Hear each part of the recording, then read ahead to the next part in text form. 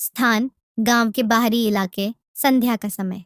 गांव के कुछ लोग आग के चारों ओर बैठे हैं और यक्षिणी की कहानियां सुना रहे हैं। क्या तुमने सुना? कल रात फिर कोई उस बरगद के पेड़ के पास गया था और वापस नहीं लौटा। हाँ, लोग कहते हैं कि जो भी उस पेड़ के पास जाता है वह या तो मर जाता है या गायब हो जाता है। इतने में राजकुमार घोड़े पर सवार होकर गांव में प्रवेश करता है। ये सब अंधविश्वास है। मैं वहाँ खुद जाकर देखूंगा कि क्या सच है। राजकुमार, यह मजाक नहीं है। हमने अपनी आंखों से कई लोगों को जाते देखा, लेकिन कोई वापस नहीं लौटा। डरना तुम्हारी फितरत हो सकती है, पर मैं तो एक योद्धा हूँ। मैं तो ये सत्य जानकर ही रहूंगा। राजकुमार घोड़े को एड़ लगाता है और जंगल की ओर बढ़ता है।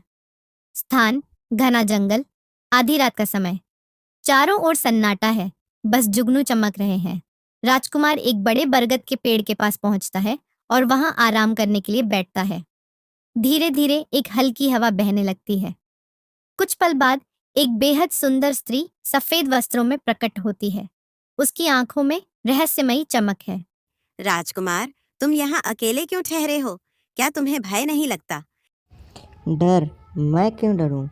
बल्कि मैं तो इस जंगल के रहस्य को जानने आया हूँ। मैं इस जंगल की रक्षक हूँ। यदि तुम मेरे साथ रात बिता सको तो मैं तुम्हें अनमोल खजाने का रहस्य बताऊंगी।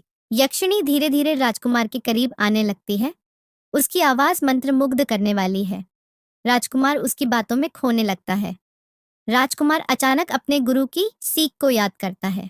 यदि कोई रहस्यमयी सुंदर स्त्री रात में मिले और खजाने या वरदान का लालच दे, तो सावधान रहना। राजकुमार तुरंत सतर्क हो जाता है। तुम कौन हो वास्तव में? यक्षिणी की हंसी गूंजती है।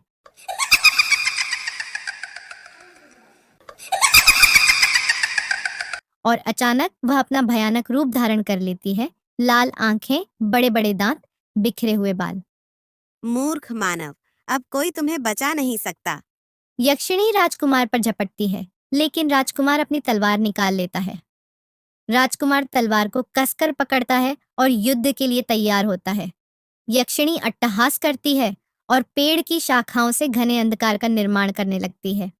कोई भी मानव मुझे नहीं हरा सकता।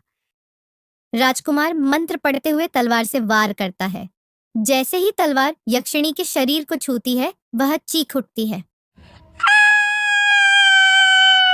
आग की लपटें उठती हैं, यक्षिणी तड़पती है और फिर धुएं में बदलकर हमेशा के लिए नष्ट हो जाती है। राजकुमार गहरी सांस लेता है, तलवार को म्यान में रखता है और अपने घोड़े पर सवार होकर जंगल से बाहर निकल जाता है। स्थान राज दरबार, सुबह का समय। सभी दरबारी और राजा उत्सुकता से राजकुमार की वापसी की प्रतीक्षा कर रहे हैं।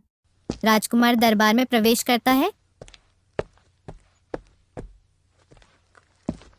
पुत्र, हम चिंतित थे। क्या तुम ठीक हो? मैंने यक्षिणी के रहस्य का पता लगाया और उसका अंत भी किया। दरबार में सभी विस्मय से एक दूसरे की ओर देखते हैं। लेकिन राजकुमार, वह वास्तव में क्या थी? वह एक छलावा थी जो लोगों की कमजोरी और लालच का फायदा उठाकर उसे नष्ट कर देती थी। राजा संतोष से सिर हिलाते हैं। पुत्र, तुमने बुद्धिमानी और वीरता से इस संकट को समाप्त किया। यह राज्य सदा तुम्हारा ऋणी रहेगा। राजकुमार जनता को संबोधित करता है।